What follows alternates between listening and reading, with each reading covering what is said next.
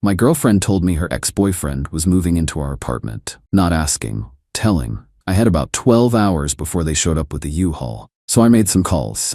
Let me back up. Tuesday morning, I'm getting ready for work.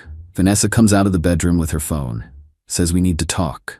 I'm thinking date night plans or something. Wrong. She tells me her ex-boyfriend Derek is going through a rough time. Lost his job, got evicted, has nowhere to go. She wants him to stay with us for a few weeks until he gets back on his feet. In our apartment, the one-bedroom apartment that I pay for. I put my coffee down, ask her if she's serious. She says completely serious, that Derek has always been there for her, that he's like family, that we have the space. I look around our one-bedroom apartment, ask where exactly he's sleeping. She says the couch, for a few weeks. I ask why his own family can't help. She says they're complicated. He needs friends right now. I ask why she didn't discuss this with me first.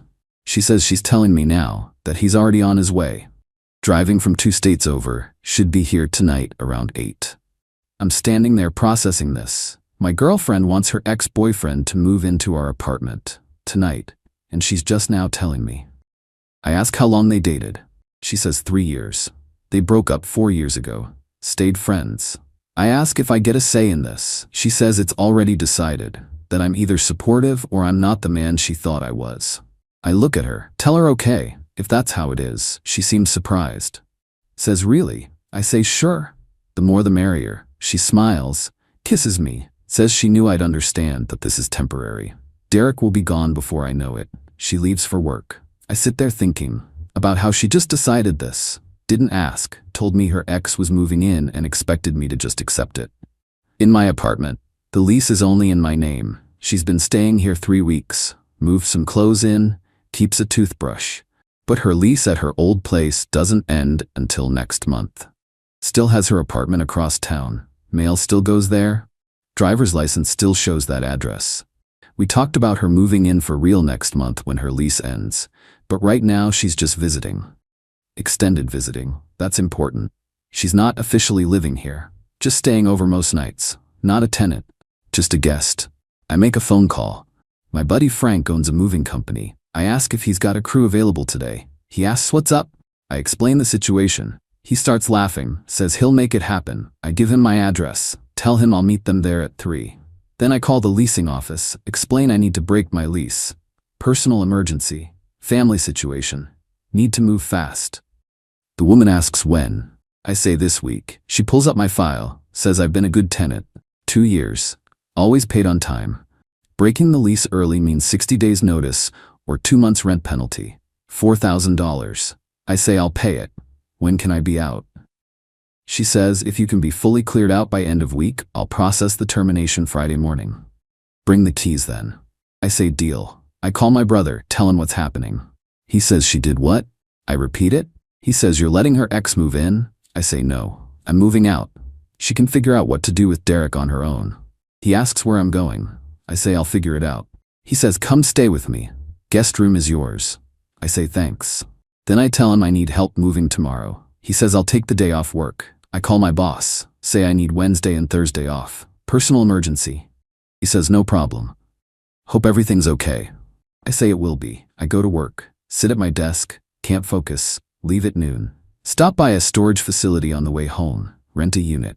10 by 10, month to month, pay the first month, get the keys. I get home around 1. Vanessa is at work until 6. I've got time. Start going through everything, make a list. My furniture, my dishes, my TV, my electronics, pretty much everything. Vanessa moved in 3 weeks ago with 2 rolling suitcases and a duffel bag. That's it. She's got clothes in the closet, toiletries in the bathroom, some snacks she bought, a few books. But the furniture is all mine. Bought it before we started dating. None of it is shared. I take photos of everything. Document what's mine, what's hers. Want a clear record. I also grabbed the spare apartment key, the one I gave Vanessa to use. It's on the kitchen counter where she leaves it during the day. I pocket it. Both keys will go back to the leasing office. Frank shows up at 3 with his crew. 2 guys, big truck. I let them in, show them what's going. The big stuff. Couch, bed frame and mattress, dresser, TV stand, kitchen table and chairs. They start loading, moving it to the storage unit across town. I tell them to take their time, do it right. I'll pack the smaller stuff myself tomorrow. They work until about 6. The apartment looks empty, but my personal items are still here. Clothes in the closet, dishes in cabinets, books, laptop, all the small things. The crew leaves. I thank Frank. He says, "Good luck, man. You're doing the right thing." I look around. The furniture is gone, but it's not completely empty. I leave everything as is. Grab my laptop and important documents, put them in my car. Then I leave. I get to my brother's house around 7. He's home from work, asks how it went. I say first phase done. Furniture is in storage. Going back tomorrow to get the rest. My phone rings at 8:15, Vanessa. I let it ring. Then texts start coming in. Where are you?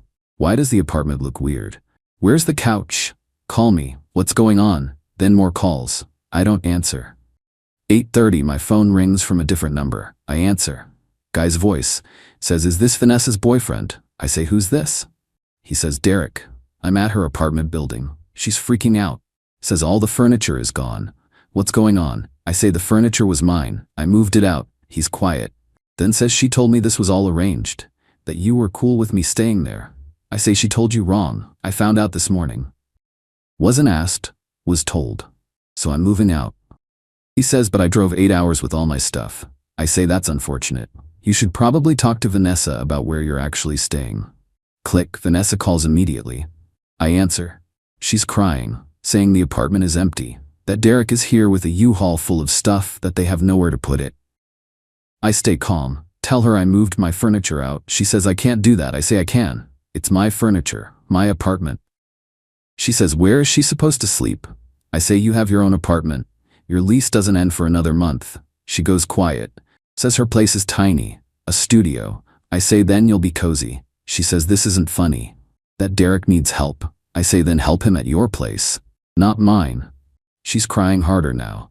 Says I'm ruining everything. I say, you made a decision without me. I made one without you. Now we're even. She says, where are you? I say, that's not your concern. She says, are we breaking up? I say, I don't know. But I'm not living with your ex-boyfriend. That's not negotiable. I hang up. My brother is watching. Says that was cold. I say she tried to move her ex into my place. He nods. Says when you put it that way, I sleep well that night. Better than I have in weeks. Wednesday morning I head back to the apartment. Vanessa isn't there. Probably stayed at her studio with Derek last night. I pack up everything else that's mine. Clothes, dishes, small electronics, books, personal items. My brother shows up at 9. We load everything into both our vehicles. Make 2 trips to the storage unit. By early afternoon the apartment is completely cleared of my belongings. Only things left are Vanessa's 2 suitcases in the closet, her toiletries in the bathroom, her books, the few decorations she brought. That's it. I take photos of the empty apartment with her stuff in the corner. Document everything. I text Vanessa. Your stuff is still in the apartment. Mine is gone. You've got until Friday to figure out what you're doing. She doesn't respond. Thursday I spend organizing the storage unit with my brother.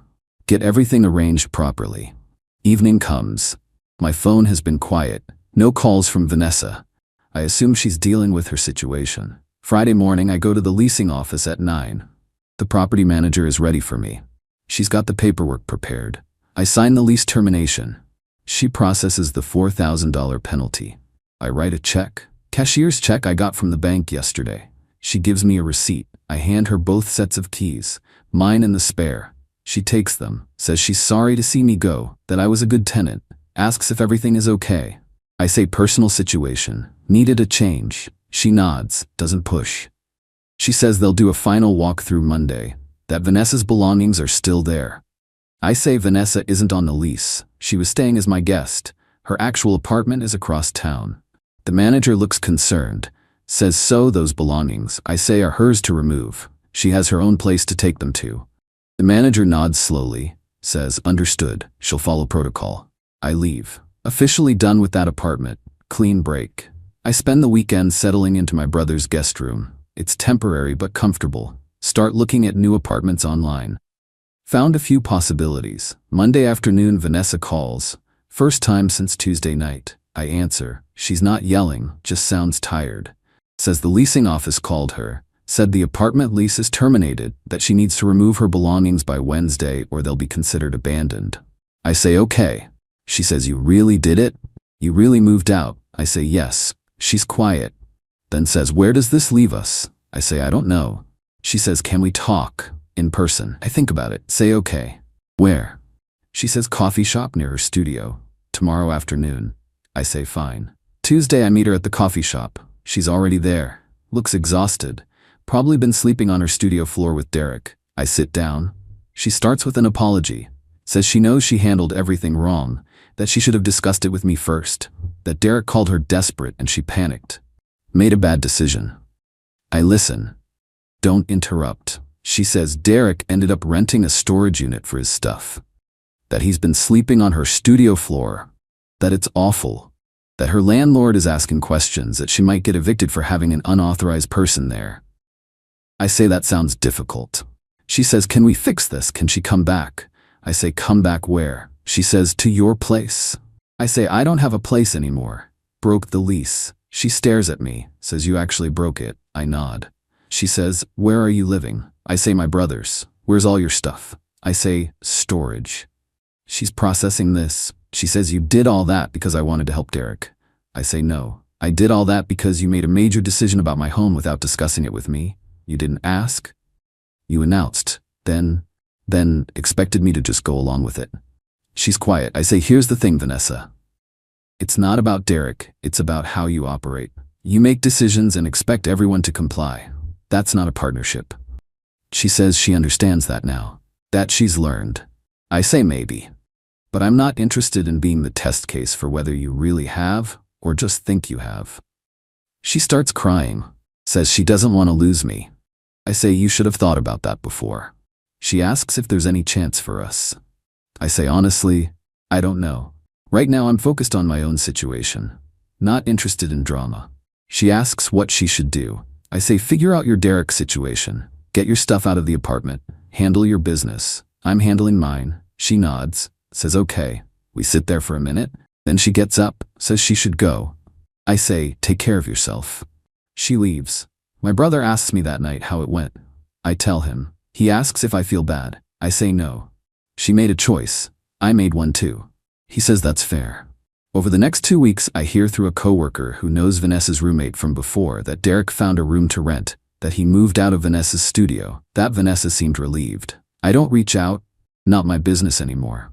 3 weeks after everything started, I find a new apartment. 1 bedroom, different neighborhood. Better actually. Sign the lease. My name only. My brother helps me move everything out of storage that weekend. We set up my new place. Feels good, fresh start. My space, my rules. I don't tell Vanessa, don't tell mutual friends, keep it quiet. But somehow she finds out. A mutual friend named Sarah calls me.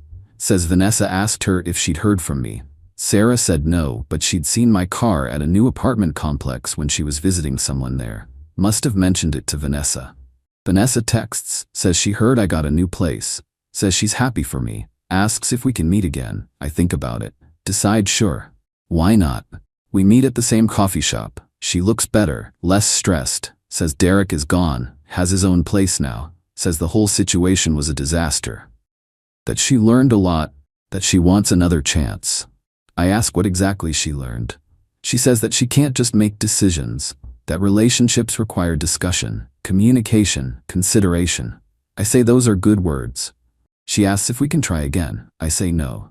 She looks hurt, asks why not if she's learned her lesson. I say because learning something and proving it are different things, that maybe she has learned. But I'm not interested in being the person who finds out if she really changed or if she's just saying what I want to hear. She's quiet, then asks if there's any chance in the future. I say I don't know. Right now, I'm good where I am. Single, my own place, no drama. That feels right for me. Says she understands. Thanks me for meeting her. Leaves. Time passes, a month, then another. I settle into my new apartment. Work is going well. Started going to the gym regularly again. Picked up cooking as a hobby, making actual meals instead of ordering in. Life is calm, simple. Mine. 2 months after the breakup, I'm at the grocery store. See Derek in the checkout line. We make eye contact. He nods. I nod back. Neither of us says anything. Nothing to say really. We both move on.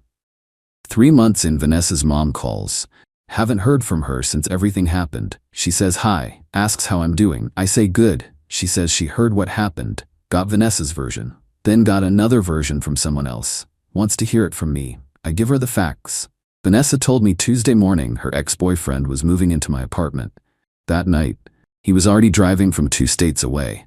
I moved out instead, took my furniture, broke my lease, started over. Her mom is quiet, then says that must have been shocking. I say it was. She says Vanessa told her I overreacted, that I abandoned her. I say I removed myself from a situation I didn't agree to.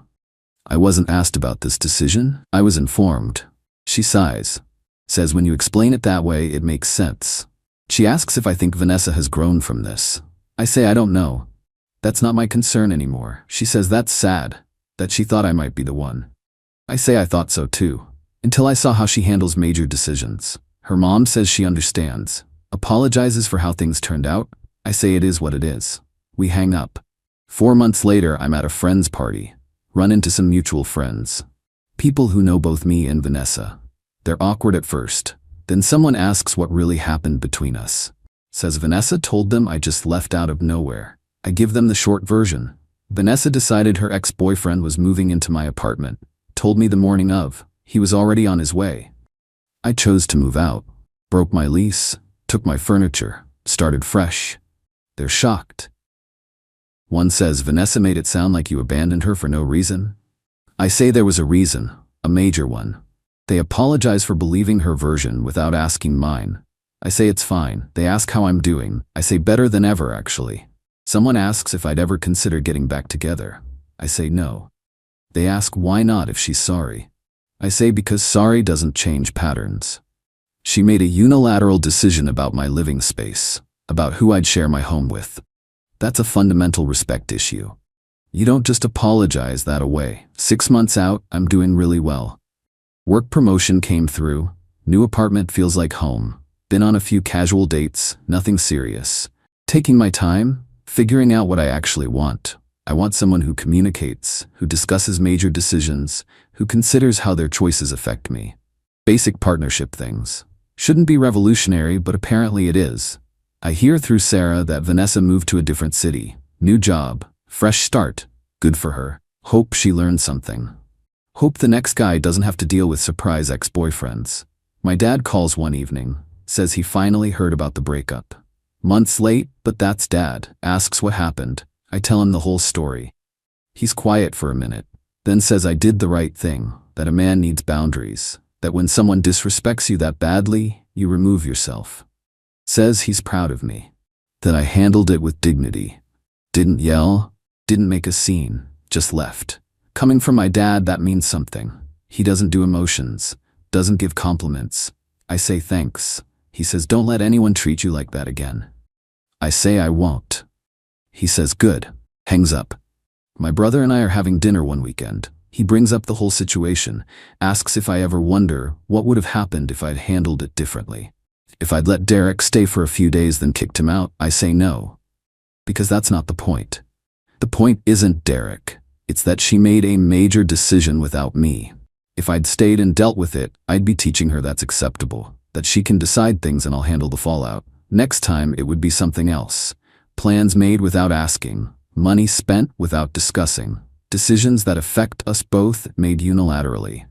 He says so it was bigger than the ex-boyfriend. I say exactly. Derek was the symptom. The problem was how she operates.